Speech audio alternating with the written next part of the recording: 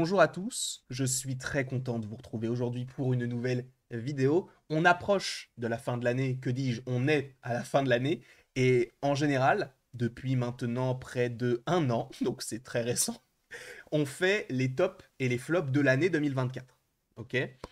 Sachez que là, on va parler des séries, mais il y aura également le top des films 2024, le flop des films, les top 10 ou le top 10 des attentes de 2025 en termes de films, et peut-être du coup des séries.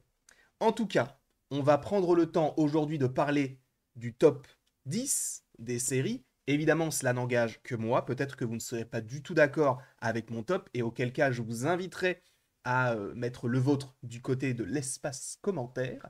Évidemment, restez bienveillants les uns avec les autres. C'est tout ce que je demande, c'est tout ce que je souhaite. Donc, on est en une... C'est la fin de l'année, les gars. On est dans une ère un petit peu complexe. Apportons-nous un petit peu de positif, de bienveillance. C'est tout. On va commencer tout de suite avec quelque chose qui va être très clivant. Mon top 10, c'est celui-ci. Les Anneaux de Pouvoir, saison 2, donc la série qui n'est pas canon avec les films, donc Le Seigneur des Anneaux. Une saison 2 que j'ai beaucoup aimé. Pour moi, il y a beaucoup de points positifs à rapporter à ce projet-là. Dans un premier temps, c'est extrêmement bien fait. En même temps, si ça ne l'était pas, ce serait très problématique, puisque c'est l'une des séries, voire la série la plus chère de l'histoire des séries.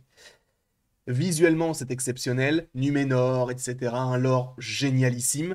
Pour moi, encore une fois, j'entends que tout le monde ne soit pas d'accord avec cette idée de le mettre dans un top 10, mais sachez qu'il est à la dernière marche. Ok. Et en vrai, j'ai pas regardé tant de séries que ça cette année. Mais vu que j'ai beaucoup aimé la saison 2, je me devais d'en parler. D'accord? Tout n'était pas parfait. J'ai adoré l'avant-avant-dernier épisode de cette série, notamment avec l'affrontement, etc., que je n'ai même pas évoqué sur la chaîne, puisque c'était le moment où je n'étais pas forcément disponible. Donc j'en avais parlé dans la critique d'après. Mais d'ailleurs, sachez que quasiment tous les épisodes ont eu une critique sur la chaîne. Donc n'hésitez pas à aller voir tout ceci si vous en avez envie. Donc, les Anneaux de Pouvoir, je ne pouvais pas ne pas la mettre dans ce top 10 parce que j'ai vraiment beaucoup aimé. Mais encore une fois, c'est clivant, il y a beaucoup de gens qui n'apprécient pas, donc je comprends. En top 9, on arrive sur Avatar, le dernier maître de l'air. Oui, pour ceux qui l'auraient oublié, c'est sorti cette année. Et cette série, pour moi, est tout simplement la meilleure série de l'histoire. Alors, pas en live action, mais en animation. Puisque je ne sais pas si vous le voyez, bon là vous ne le voyez pas, mais j'ai quand même pas mal de petits artefacts, de petits éléments de décor qui sont en lien avec cet univers que je trouve ô combien bien écrit. Sachez, voilà, que j'ai un rêve, et je vous en avais déjà parlé, je crois, alors peut-être lors d'un live ou peut-être lors d'une vidéo, ce serait de rencontrer les deux créateurs de la série Avatar originelle. Sachez qu'a priori, il y aurait un nouveau projet en préparation, en série, et d'ailleurs, a priori, il y aurait des choses qui auraient fuité, mais je n'ai pas regardé, et en plus, il y a un film d'animation qui est prévu, je crois, pour janvier 2026, avec notamment Dave Bautista ou encore Steven Yeun. Pour ne citer que, parce que ce ne sont il n'y a que je connaisse dans ce projet-là. Mais en tout cas, c'est prévu. Mais pour revenir sur le live action, en vrai, je ne pouvais pas ne pas le mettre parce que même si évidemment on oublie beaucoup d'arcs parce qu'on est sur une série de peut-être 8, 9, 10 épisodes, alors que la série d'animation en comporte une vingtaine, évidemment qu'on n'a pas forcément le même format ni la même manière d'explorer certains arcs. Je trouve que Zuko est évidemment le meilleur personnage, c'est aussi pour ça que j'ai appelé en fait mon chat Zuko. C'est par rapport à ce personnage-là, alors pas dans la série live action, mais surtout par rapport à l'animation, parce que c'est un personnage ô combien important, ô combien complexe, ô combien bien écrit. Donc le fait qu'il le fasse en live action, moi je trouve que c'est une excellente idée, sachant qu'on était resté sur la version de M. Night Shyamalan qui n'était pas forcément extrêmement intéressante, selon beaucoup, hein, je ne l'ai pas regardé, mais c'est vrai que ça différait, et on avait plus du M. Night Shyamalan que, en vérité, du Avatar, le dernier maître de l'air. Donc là, on va dire que ça rend ses lettres de noblesse en live action. Je vous rappelle que la série d'animation est tout simplement, pour moi, la meilleure série d'animation de tous les temps, sans compter la légende de Korra. La légende de Korra, bon, c'est un petit peu différent, mais c'est tout aussi bien. Vraiment, j'adore la légende de Korra. ils ont réussi à instaurer un lore exceptionnel. Donc, je ne pouvais pas ne pas le mettre dans ce top 10. Et c'est pourquoi il est top 9, parce que j'ai trouvé qu'il y avait des choses peut-être un petit peu plus intéressantes, notamment le top 8, les chroniques de Bridgerton. Alors, je crois qu'on en a parlé que sur la partie 1 de la saison 3. Sachez que c'est ma sœur et ma maman, ou ce sont ma sœur et ma maman qui m'ont montré cette série-là, que au début, enfin qui ne m'intéressait pas forcément. Je sais qu'il y avait un engouement autour, mais je m'étais dit, bon, moi c'est pas trop mon genre de série, déjà les séries d'époque, tout ça, c'est pas mon truc. J'adore, mon Dieu, que j'adore regarder cette série. Bon, évidemment, il y a certaines scènes qui sont un petit peu complexes et gênantes à regarder avec sa famille, mais les chroniques de Bridgerton, j'adore. Alors, je suis moins fan de cette saison 3. Je trouve que c'est peut-être un peu trop répétitif, mais je ne pouvais pas, encore une fois, ne pas la mettre dans le top 10. J'ai préféré de loin la saison 2, notamment avec Miss Sharma, etc. Voilà, moi c'est une saison 3 un peu en deçà de ce qu'ils sont capables de faire. Là, la prochaine, c'est sur Bénédicte, si je ne dis pas de bêtises. Je ne sais même pas quand est-ce qu'elle sort, peut-être en 2025, peut-être en 2026. Est-ce qu'ils feront un spin-off comme ils l'ont fait avec la Reine Charlotte l'année dernière, que j'avais vraiment beaucoup aimé aussi, hein. Un spin-off pour nous faire attendre par rapport à cette saison 3-là. Bref, les chroniques de Bridgerton, j'ai adoré, mais je me pose encore beaucoup de questions. Le fait est que, bon, attention, spoiler, elle est dit que c'était elle, les chroniques de Bridgerton. Comment est-ce que ça va évoluer en fait? Est-ce que ça va toujours nous intéresser? Parce qu'il y avait ce petit mystère-là que personne ne connaissait vraiment, là tout le monde le sait. Donc un petit peu, je me pose des questions. Je ne trouve pas ça dommage non plus, mais restons un petit peu à l'affût. Ensuite, on va parler un peu de Marvel avec Agatha All Along. Pareil, pour moi, cette série, alors au début, j'étais un petit peu dans l'engouement de la sortie du projet. Donc là, on est sur le top 7, si je ne dis pas de bêtises, c'est bien ça. J'étais un peu dans l'engouement dans le sens où je m'étais dit, waouh, Agatha, ça rentre dans le top 3. En vrai, avec du recul, ça ne rentre pas dans mon top 3 de série Marvel, qui est composé toujours en tête de Loki, puis Hawkeye, puis X-Men 97. Oui, c'est très étrange, je sais, mais c'est mon top. Laissez-moi tranquille. En tout cas, pour Agatha, pour moi, c'est une très bonne série qui a des défauts, certes, mais qui est efficace, qui, je trouve, est assez intéressante. C'est vrai qu'on se serait jamais dit, ouais, on va avoir une série sur Agatha, et force est de constater que c'est bien tourné, c'est bien réalisé, c'est bien joué d'une certaine manière, et en plus de ça, il y a une suite qui est supposément annoncée, notamment par rapport à la fin de la série. Alors, est-ce que ce sera une série sur Billy? Est-ce que ce sera une série Agatha All Along 2? On ne sait pas. En tout cas, j'ai beaucoup aimé. J'aurais voulu peut-être un petit peu plus de teasing, mais ce n'est pas pour ça qu'elle n'est pas... pour moi, elle a sa juste place, parce que j'ai trouvé qu'il y avait des séries qui étaient bien meilleures, qui sont au-dessus. J'ai bien aimé les effets pratiques, etc. Ça faisait peut-être un petit peu carton-pâte sur les trailers, mais ça rendait plutôt bien, on va dire, dans l'ambiance générale de la série. On a quelques petites révélations qu'on connaissait déjà, et c'est pourquoi c'était aussi intéressant de pouvoir recommencer à faire des vidéos théories entre les épisodes de série Marvel. Ça, j'ai vraiment trop apprécié, et j'ai trop hâte justement de l'année prochaine, puisqu'on a énormément de séries Marvel et du coup des théories à faire aussi par rapport à cela. Quoi qu'il en soit, Agatha All Along, c'était vraiment génial. Je suis très content de l'année Marvel de manière générale en 2024, et ça, je pense, en vrai, ça peut être une vidéo aussi de parler de l'année Marvel, Disney et Sony, malheureusement.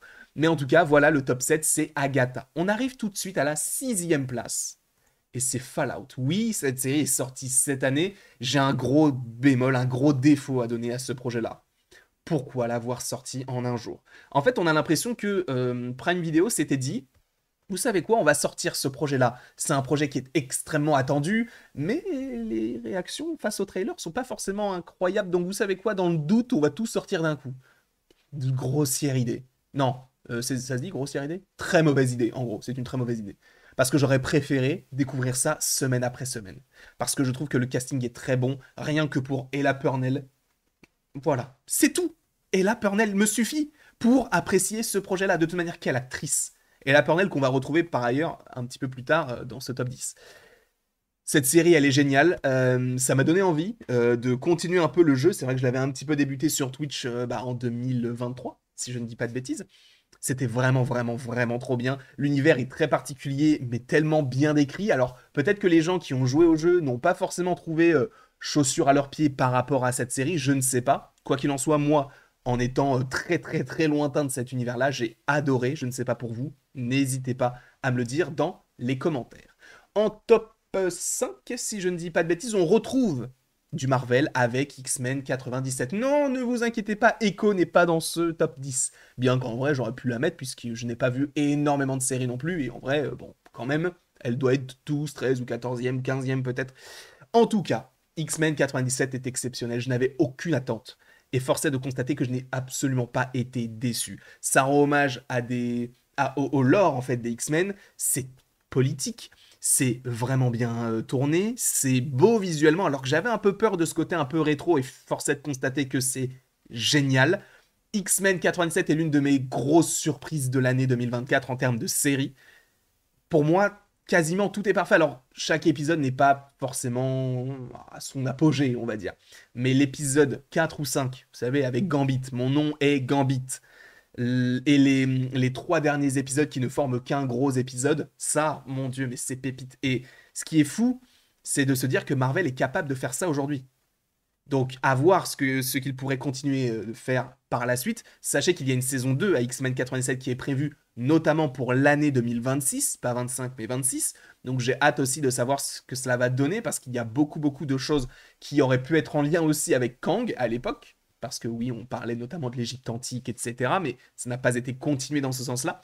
En tout cas, X-Men 97 fait partie de mon top 10. Et il est 5e. Du coup, là, on passe à la 4e marche de mon podium, du coup la dernière avant le podium plutôt, c'est Shogun. Shogun, je n'en attendais absolument rien. J'avais vu beaucoup, beaucoup de promotions, de pubs sur les réseaux sociaux et tout. Je m'étais dit, ok, ouais. Mais c'est surtout qu'aux États-Unis, j'ai vu qu'il y avait un gros engouement, comme si c'était une dinguerie. Et je me suis dit, bon, tu sais quoi? Ça attise ma curiosité, je vais regarder. J'ai adoré. L'épisode 1 est exceptionnel. Je crois que c'est Hiroyuki Sanada. Mon Dieu, mais qu'est-ce qu'il est fort. Qu'est-ce qu'il est fort. Je l'adore, cet acteur. Alors, je suis peut-être moins fan du reste du casting. Alors, l'actrice qui joue, je ne me souviens même plus de son nom, ça fait tellement longtemps, mais vous savez, le personnage féminin principal de la série, qui a reçu d'ailleurs une sorte de récompense. Alors, je crois que c'est un Emmy Award, je ne sais plus exactement. Pareil, c'est totalement mérité. C'est une série qui est exceptionnelle. Alors, les effets spéciaux ne sont pas fous, mais en vrai, j'aurais pu la mettre en première, hein. Mais moi, il y a des choses qui m'ont déplu. C'est que cette série a été écrite comme étant une saison. Et Disney s'est dit non, non, non, non, ça a marché, là, les gens sont fans, on va en faire 2 de plus. Pourquoi faire? T'as pas besoin de faire une saison de plus à Shogun. C'est pas utile. Mais bon, ils le font, donc on ne sait pas vraiment vers quoi ça va tendre, sachant que je ne sais même pas si, du coup, le roman de James Clavell qui sert d'adaptation, enfin en tout cas qui a été adapté pour ce projet-là. Je ne sais même pas s'ils sont allés aussi loin.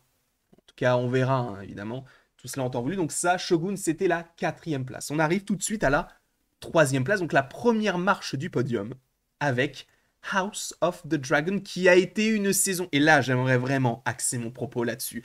La plupart des gens ont ou a dit, puisque c'est la plupart, mais il y a beaucoup de gens, donc je ne sais pas, mais bref, beaucoup de gens, énormément de gens ont dit, il ne se passe rien dans cette saison 2. On n'a pas vu la même saison. On n'a pas vu la même saison. Et il y a des gens qui ont osé comparer la saison 2 de House of the Dragon à la saison 2 de Game of Thrones. Mais les gars, il se passe quoi dans la saison 2 de Game of Thrones? Parce que les gens ont dit non, mais il se passe rien, comparez ça à Game of Thrones. Il se passe rien dans la saison 2 de Game of Thrones. Il y a eu une fin exceptionnelle avec le fait qu'on te coupe la tête de Stark, là. Et après, évidemment, il faut qu'ils se reconstruisent, il faut qu'ils aillent explorer les... Là, c'est la même chose. Les gars, c'est la même chose. Et je trouve qu'il y a plus d'informations, il y a plus de rebondissements dans cette saison 2 que dans la saison 2 de Game of Thrones. Revoyez la saison 2 de Game of Thrones et osez me dire qu'il se passe plus de choses dans Game of Thrones que dans cette saison 2. Impossible. Je ne vous croirai pas de toute manière. Même si vous avez des arguments, je ne vous croirai pas. Je resterai dans le déni, d'accord? Cette saison 2 est exceptionnelle. Aussi bien, encore une fois, en termes d'acting, en termes de costumes, en termes d'écriture. Tout est génial. Et la musique, mon Dieu. Mon Dieu. Exceptionnelle cette saison 2. J'attends avec impatience la saison là, qui arrive, là, la nouvelle série Night of the Seven Kingdoms. qui, je crois, sort en 2025. Alors, je ne sais pas quand exactement, je crois que c'est courant de l'année 2025. J'attends de fou cette série, parce que ma copine est fan de Game of Thrones et elle ne cesse de me dire ça, c'est en lien avec ça, lui, c'est un bon perso, lui, c'est son histoire, c'est ci, ça. Et en vrai, ça me donne encore plus envie de me plonger dans le lore. Alors, pas forcément dans les livres, mais dans les séries. Et c'est pourquoi House of the Dragon, vraiment, c'est une pépite monumentale. Mais sincèrement, c'est exceptionnel. Matt Smith, même Emma Darcy, frère. Oh mon dieu, mais ils sont trop forts. Ils sont trop forts. Bref, House of the Dragon, saison 2, pour moi, c'est top 3. On arrive à la deuxième place sur le top 10. Ça fait une longue vidéo, mais en même temps, il y a beaucoup de choses à évoquer. Il y a plus de 100 épisodes là qu'on évoque là d'un coup. Donc il faut un peu condenser, mais en même temps pouvoir avoir le temps de pouvoir tout explorer. Arcane, j'ai longtemps hésité entre Arcane et le top 1, que vous découvrirez un petit peu plus tard. J'ai un peu hésité. Ce que je me suis dit, en vrai, c'est exceptionnel aussi. En plus, c'est français, c'est Fortiche qui s'en est occupé. J'ai un affect particulier parce que j'ai eu la chance de pouvoir, lors du festival d'Annecy, interviewer du coup le réalisateur Pascal Charrue et l'ancienne productrice de la série Annelise Vuilledent. C'était génial, c'était un bon moment, très stressant, mais c'était très cool. J'ai adoré, c'était exceptionnel.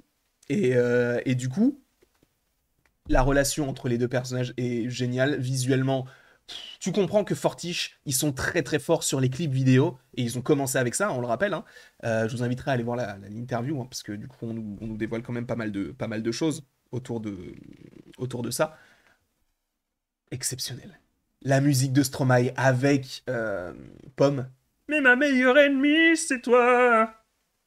Pourquoi je prends toujours une voix d'ogre pour chanter ce genre de choses? Je ne sais pas. Mais en tout cas, en fait, je vais pas forcément trop rentrer dans les détails parce que la critique de la série, elle est sortie il y a pas longtemps. Et ça sera pareil pour le top 1.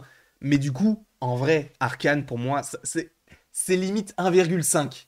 C'est vraiment, ça se vaut un petit peu, même si, en vrai, le top 1 est au-dessus.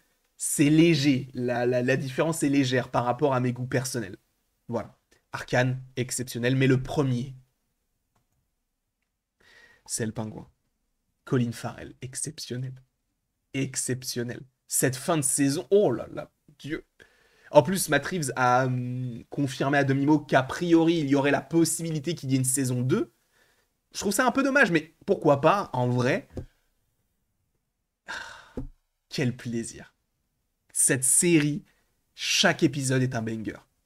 La manière dont c'est filmé, surtout le jeu des acteurs et des actrices. J'ai vraiment envie de, parce que je ne me souviens plus du nom de tous les acteurs et toutes les actrices, on va taper The Penguin, on va tomber sur la fiche Wikipédia, tout simplement.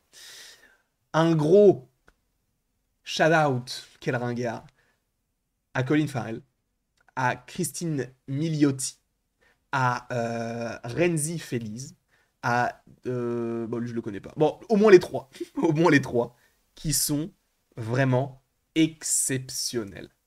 Dans le rôle de Vic, dans le rôle de Sophia, et dans le rôle de Oswald, du coup du pingouin. Les gars, je sais pas si on se rend compte que cette série, pour moi, mais vraiment, elle peut faire partie de mon top 10 all-time pour l'instant. Enfin, depuis tout ce que j'ai regardé en termes de série, elle est dans le top 10. Tout est quasiment parfait dans cette série. Je n'ai quasiment rien à redire par rapport à ce qu'ils nous ont proposé dans ce projet-là. Cela n'engage que moi, mais je trouve ça exceptionnel. Je vais pas forcément re-rentrer dans tous les détails encore une fois. J'ai déjà fait une critique de tous les épisodes du Pingouin, donc n'hésitez pas à aller voir tout ceci si vous en avez envie. En tout cas, voilà mon top 10. J'espère que cela vous a plu. N'hésitez pas à aimer, à partager, commenter, vous abonner. Bref, vous faites ce que vous voulez. Et après tout ceci, il ne me reste plus qu'à vous dire à la prochaine pour la prochaine. Et encore une fois, merci beaucoup à vous. On se retrouve d'ici quelques temps parce qu'il y aura quand même pas mal de tops que je vais tourner de toute manière avec cette même casquette, avec ce même pull, avec cette même disposition. Donc, ça va s'enchaîner, quoi.